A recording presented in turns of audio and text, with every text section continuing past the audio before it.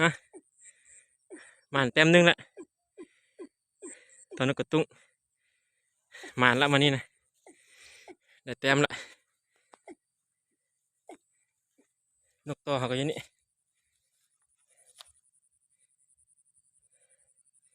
วันนี้เขาเซ็กกองมาดีละเซ็กกองมาดีละระยะยิงเขาก็บุกไกลนะประมาณ20 เมตร25 เมตรตั้งกองอยู่ถือว่าหมานละย้ายบอลก่อนเนาะตัวนกอันนี้บ่ต้องต่อปะไอ้บอลเก่าเขาต้องย้ายไปบอลใหม่ตลอดบ่ให้มันจื้อเสียงอยู่บอลเก่านี่เนาะเขาต้องย้ายไปบอลใหม่ตลอด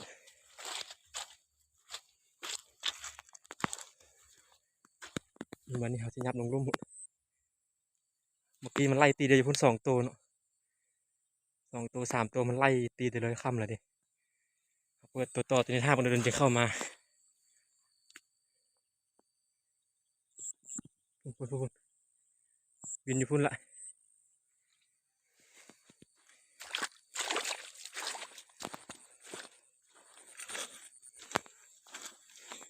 จุดพิเศษต่อนกอันนี้ต่อเขาย้ายไปบอลใหม่ตลอดไม่ต้องอยู่บอลเก่ามันดึงจับจุดบ่ได้มันดึงเข้าดี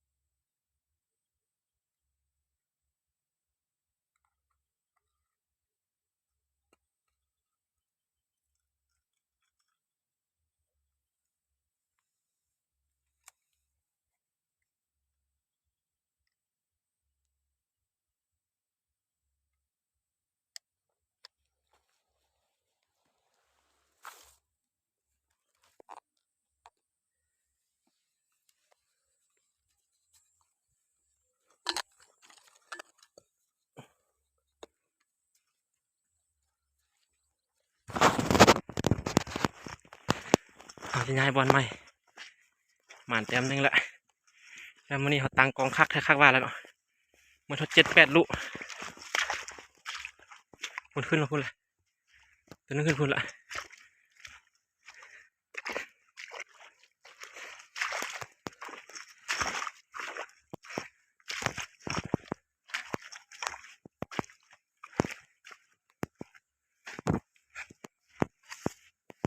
ค่ำละวันนี้เขามาค่ำพอดีเขาหากันแล้วเรียกเขาหากระยอดกดยางแล้วแล้วกระยาค่ำกระยาค่ำกระต่อ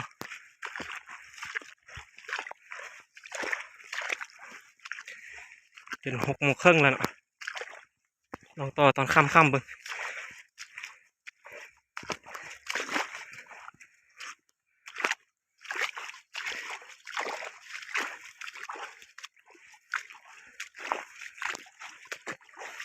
ไปซื้อนี่เนาะ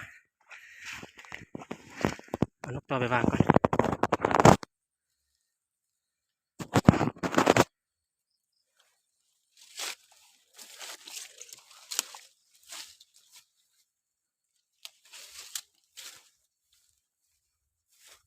วันหน้าเขาจะมาแก้มือใหม่เนาะ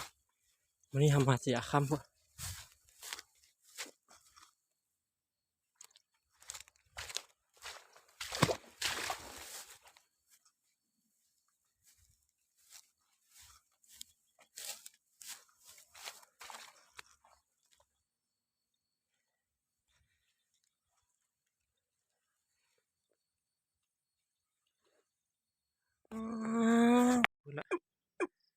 ต่อย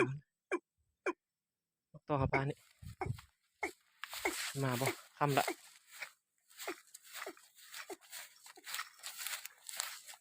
มาค่ำโพดมานี่นะก็ดีใจด้วยแต่แต้มนึงละทำพอหมันเด็กหัวใจจำเจ้าแล้วมาแรกเลยมื่อหน้าเขาจึงมาหมายนี่อีกคือก็มาแก้มันเข้ามาวะต่อคำนี้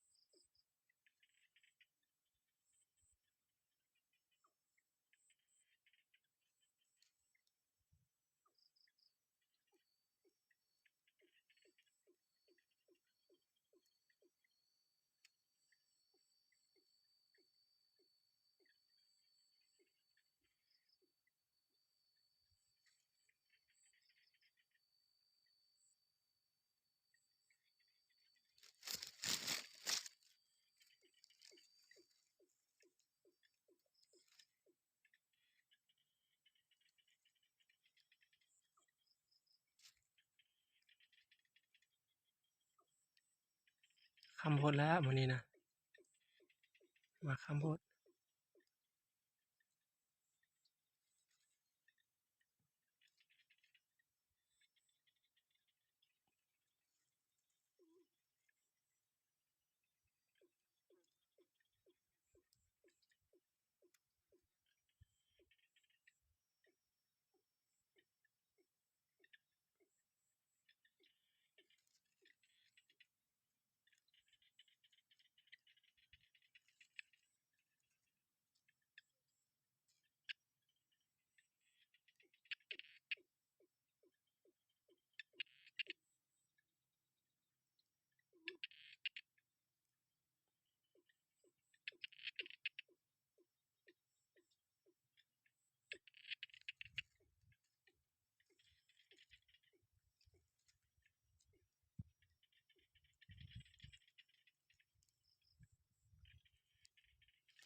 บูมาแล้วคำละวันนี้นะมันบูห้าวหน้าจึงมาหมายนี่คืน3 ตัวคนเนาะไล่ตีเดียวอยู่เอามาต่อข้ามบนละมันบินไปนอนซ่อนอนละเมื่ออื่นเขาจึงมาต่อไหมมาแล้วขับมาตัวนึงแล้ว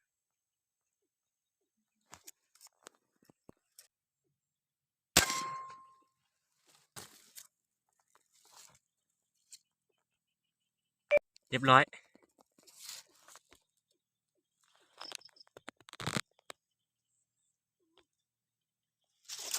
พี่น้อง2 แต้มมานี่นะมาละ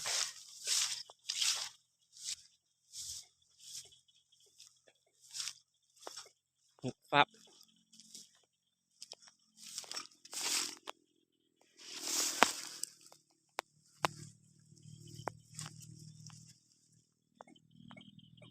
2 แต้มงามเลยมานวันนี้ลงเงินทึกงามแล้วเขาตั้งกองหมด10 ลูกเนาะว่าเป็นน้ำกองได้แล้วก็เป็นน้ำลูกปืนได้เนาะเขาจะได้สร้างลูกปืนใหม่คิดว่าสิบวกเข้าแล้วเนาะวันนี้ชิเซาไทยแหละวันนี้ชิเซาไทยวันนี้เห็นมันบินมาก็เลยบานไกลอีกบันนึงอ่ะวันนี้ดีใจแล้วมาแก้มือ 2แต้มงามๆไปเมื่อบัดนี้2แต้มงามๆแล้วตอนค่ำก็เข้าอยู่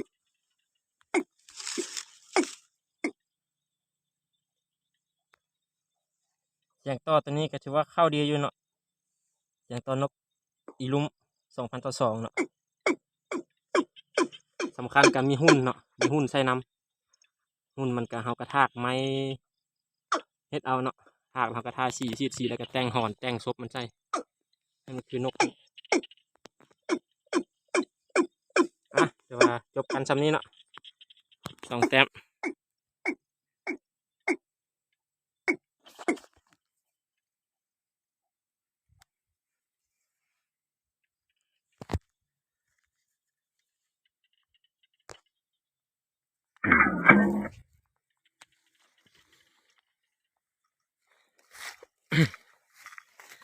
ดีใจแฮงนี่ดีใจแล้วมันนี่นะได้2แต้มมันแก้มือ2 คลิปก่อนครับมีแต่ลั่นเป้าเนาะยิงนกถือจักเชือมันนี้เราก็มาแก้มือหรือว่าหมาน2แต้มเลย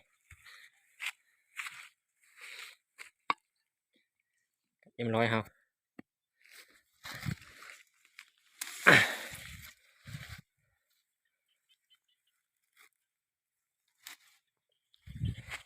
จุดพิเศษต่อนกอันนี้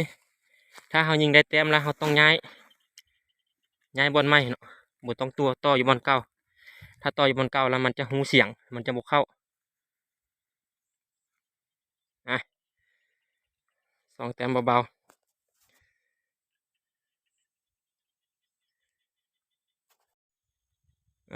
ถือว่ามื้อนี้ก็